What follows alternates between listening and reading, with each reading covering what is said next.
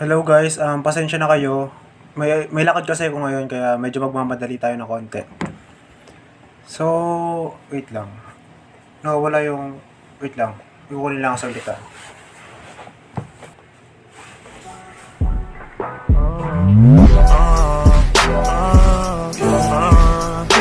Hello.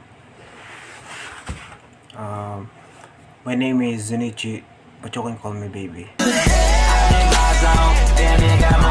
I like drinking matcha. I love Taylor Swift. I love listening to them. Olivia Rodrigo, yeah, I like them. And I have a sense of humor, as you can see. Look at this handsome face, man. Ngayon, tatanungin kita kung bakit kailangan mo ilagay yung maskara na yan. Kung bakit kailangan mo magpanggap. Nagiging totoo ka ba sa sarili mo? Ganyan ka pa talaga manamit? Ganyan ka pa talaga manuot? Ganyan ka pa talaga yung ugali mo? Or ganyan ka lang kasi ganyan yung iba? Yung mga maskara na yan, tanggalin mo yan. Kasi dahil dyan, kaya hindi tayo nagiging masaya sa buhay natin. Lagi tayong nagpapanggap. Lagi tayong nagpapanggap para lang hindi tayo layo ng mga tao. Para lang hindi tayo maging isolated. Why do you always trying to be someone you are not? Bakit ka lagi nagpapanggap? Bakit ka takot maging kakaiba? Kung lahat sila tumatakbo pa kanan, bakit ka rin tatakbo pa kanan? Alam mo bang tama yon? Alam mo bang tama yung ginagawa nila? Wala kang idea kung tama yung ginagawa nila, kung tama ba yung dinadaanan nila. Basta ka lang sumusunod, di ba? Takot ka maging kakaiba. Di ba? Takot ka ma-judge. Takot ka ma-isolate. Takot ka mawala ng kaibigan, kaya ka nagpapanggap, di ba? Pero ito, tatanungin kita. What if being different is your biggest advantage? Di mo ba nare-realize na yung pagiging unique, yung pagiging kakaiba, ay yung advantage mo? Posibleng madiscover mo kung ano nga ba yung mga secret talents mo, yung uniqueness mo, by being different. Di mo ba naisip yun? Wala eh. Mas pinili mo pa rin gayahin yung humor ng iba, yung pananamit ng iba. Isa lang tayo sa 8 billion na tao. Hindi tayo naging kakaiba. Natakot tayo maging kakaiba. Pinilit mong makisama sa mga taong ayaw mong kasama. Kasi takot ka ma-judge, takot ka ma-isolate. Di ka dapat ganun. Di ka dapat natatakot. Kung kakaiba ka, edi maging iba ka. Anong pakialam nila, di ba? Dapat ganito yung mindset mo. Kung pinagtatawanan ka nila kasi kakaiba ka, pagtawanan mo sila kasi pare-pareha sila. Kung kakaiba ka, maging iba ka lang, hayaan mo sila.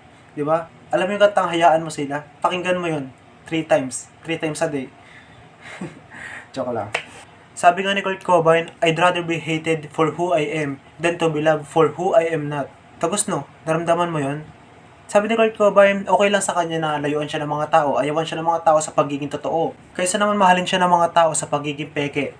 Alam mo yung advantage sa pagiging totoo or pagiging different? Ang advantage niyan, makikilala mo yung mga taong dapat makilala mo. Yung mga taong hindi peke, yung mga taong totoo, yung mga taong sasamahan ka sa pangarap mo, yung mga susuportahan ka. Makikilala mo yan kapag naging totoo ka.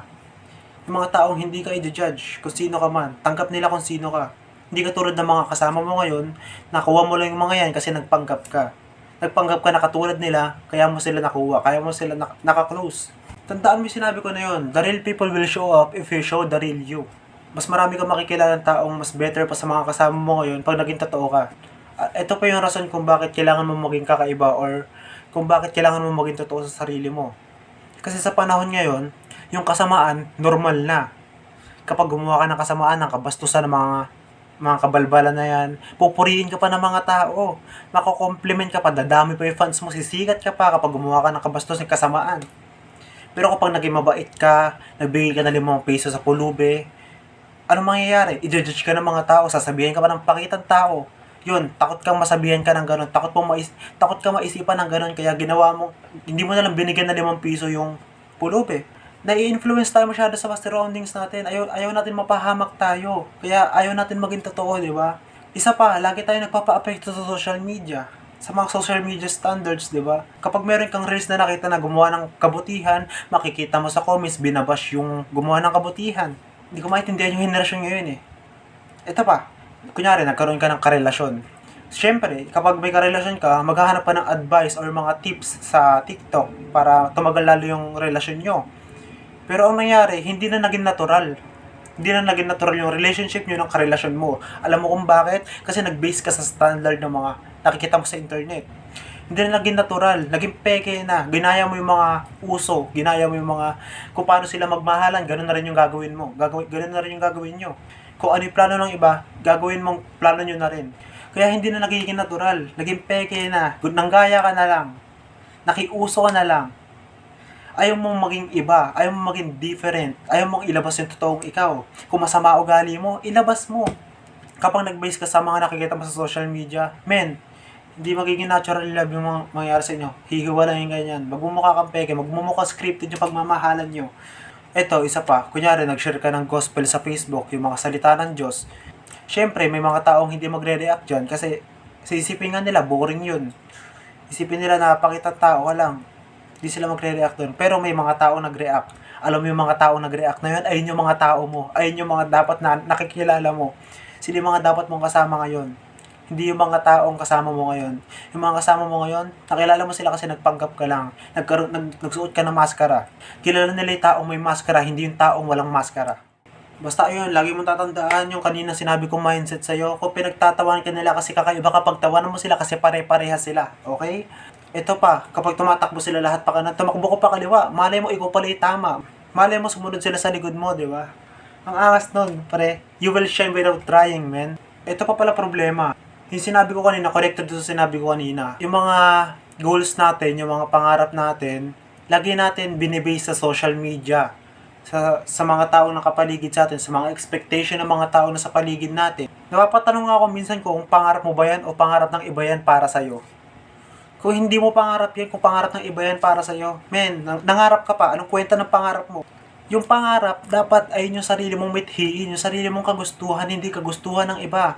Hindi kagustuhan ng social media. Nakita mo sa social media na napakalaki ng kita ng trabaho na yon. Kahit pangit yung trabaho na yun, napakalaki ng kita. Kahit ayaw mo ng trabaho na yun, nakita mong napakalaki ng kita. Ginaya mo na rin, ganun na rin yung pangarap mo.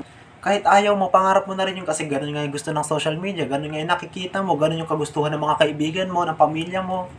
Na-influence ka masyado. Men, hindi na natural yan. Masyado mong binabase sa iba yung pangarap mo, men. Masyado mong binase sa iba lahat. Identity mo, kasuutan mo, ugali mo, lahat. Galing sa iba. Lagi natin binibase yung identity natin sa social media. Kung sino tayo, binuo yan ng social media. Hindi mo binuo yan. Ngayon, I want you to think about it. I want you to realize. Gusto ko mapagtanto mo na mali para talaga yung ginagawa ko. Hindi ko sinasabing lahat ng ginawa mo mali. Hindi ko sinasabi na lahat ng sinabi ko, pinapatamaan kita. Gusto ko lang makakuha ka ng idea, baka sakaling ikaw to. Baka ikaw sakali yung pinapatamaan ko. Gusto ko lang ma-realize mo. Gusto ko itang tulungan. Ayun, basta yun.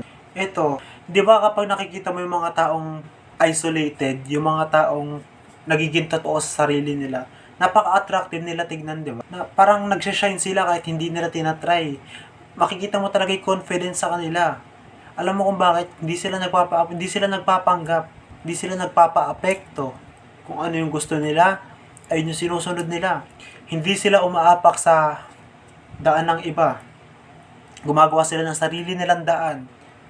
Kung lahat kayo nandyan, dito ako. Ganun yung mindset nila. Yon, sana balang araw, maging may confidence mo. Sana masabi mo sa sarili mo na, okay lang pala talaga maging ako. Hindi ko makikilala tong mga tao na to na nagpapasaya sa akin ngayon kung hindi ako naging totoo. Sana sabihin mo yun sa sarili mo balang araw, okay? Hindi mo pagsisisihan yan kasi dahil dyan, umunlad ka, nakilala mo yung mga taong dapat mo makilala, naging totoo ka, hindi ka natakot maging ikaw. Tinanggal mo na yung madumi mong maskara. So, ayun lang siguro. If you're still pretending right now, matakot ka. Alam mo kung bakit? Kasi yung mga kasama mo ngayon, yung mga kaibigan mo ngayon, maaaring hindi sila totoo. Maaaring yung kaibigan nila yung nakamaskara, hindi yung totoong ikaw. Pwedeng mangyari, pag tinanggal mo na yung maskara mo, lalayuan ka nila. Ayun yung realidad ng buhay. Kaya, please, as soon as possible, stop pretending. Be different.